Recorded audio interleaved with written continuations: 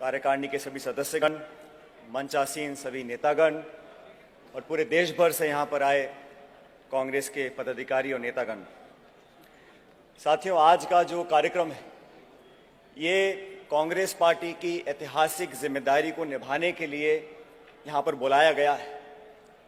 जनवेदना आज सिर्फ इस सभाघर में नहीं, लेकिन इस देश के 125 करोड़ आबादी में हर व्यक्ति इस बात को महसूस करता है कि 8 नवंबर को प्रधानमंत्री ने जो घोषणा करी वो नोटबंदी की घोषणा जरूर थी, लेकिन पिछले 60 दिनों में नोट बदली हो रही है।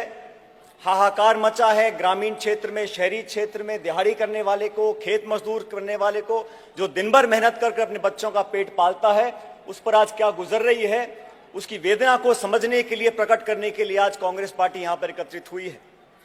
राहुल गांधी जी ने भी कहा कि प्रधानमंत्री जी योगा करते हैं लेकिन पद्मासन नहीं करते। बिल्कुल सही बात है राहुल साहब। राहुल गांधी जी, प्रधानमंत्री को पद्मासन करने की जरूरत नहीं है। उन्होंने पूरे हिंदुस्तान का शीर्षासन कर रखा है। पूरे हिंदुस्तान में आज ऐसे हालात बचे हुए हैं और जवाब देने को तैयार नहीं है, ना पार्लियामेंट के अंदर, ना पत्रकारों को कोई सवाल नहीं पूछ सकता।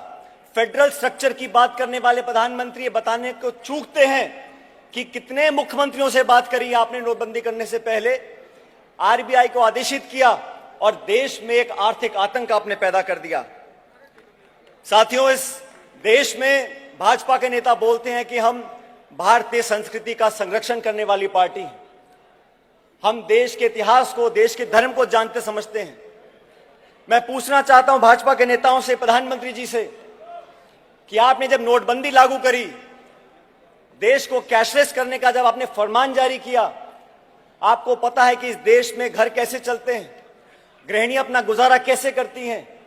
आपको मालूम है कि इस देश में शगुन दिया जाता है, लगन दी जाती है, मुंह दिखाई दी जाती है, छूछक दिया जाता है। वो सारा पैसा आप कार्ड में देना चाहते हैं, चेक में देना चाहते हैं। आपको हिंदुस्तान की पसंद नहीं है, आपको हिंदुस्तान के बारे में मालूम नहीं है। आज कांग्रेस पार्टी ने बीड़ा उठाया है कि आने वाले समय में जो पहले चरण में हमने कार्यक्रम किए, लोगों की आवाज को बुलंदी दी, आने वाले समय में और आक्रामक तरीके से हम इस बात को उठाएंगे। भाजपा बोलती थी, प्रधानमंत्री ने बोला, काला धन, आतंकवाद, अलगाववाद, फर्जी नोट, फेक करेंसी सब खत्म हो जाएगा। 10 दिन के अंदर अपनी बात बदल दी और कहा इस देश को कैशलेस करना है। वो 100 रुपए का नोट जो कई बार हाथ बदलता है, उस पर कोई खर्चा नहीं होता, लेकिन वही 100 रुपए का अगर आप कार्ड से इस्तेमाल करोगे तो हजारों लाखों रुपए खर्च होते हैं उसी 100 रुपए को इस्तेमाल करने के लिए। किन लोगों को फायदा पहुंचाने के लिए? चंद लोग जो सूट बूट पहनते हैं, उन लोगों को फायदा पहुंचाने के लिए आपने पूरे देश में आज एक ऐसा माहौल बनाया है कि आर्थिक मंदी आ चुकी है। अभी चिदम्बरम साहब ने बोला, मनमोहन सिंह जी ने बोला, इस देश को पीछे धकेलने का काम आपने किया है। आज महंगाई हो, भ्रष्टाचार हो, अपराध हो, हमारे दलित भाई बहन, हमारी महिलाओं के साथ शोषण हो रहा है, उस पर ध्यान बटाने के लिए आपने नोटबंदी का फरमान जारी किया है।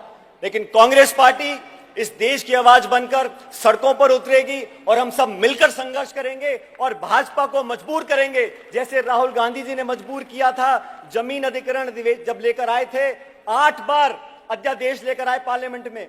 मैं धन्यवाद देना चाहता हूं राहुल गांधी जी का कि 45 सांसदों की ताकत पर आपने प्रधानमंत्री के घुटने टेक दिए और जमीन अधिग्रहण का हमने बिल वापस करवाया। राहुल गांधी जी, पूरी कांग्रेस पार्टी, सिर्फ इस सभाघर में मौजूद नेतागण नहीं, मैं समझता हूं लाखों करोड़ों कांग्रेस कार्यकर्ता आज इंतजार नहीं करेंगे।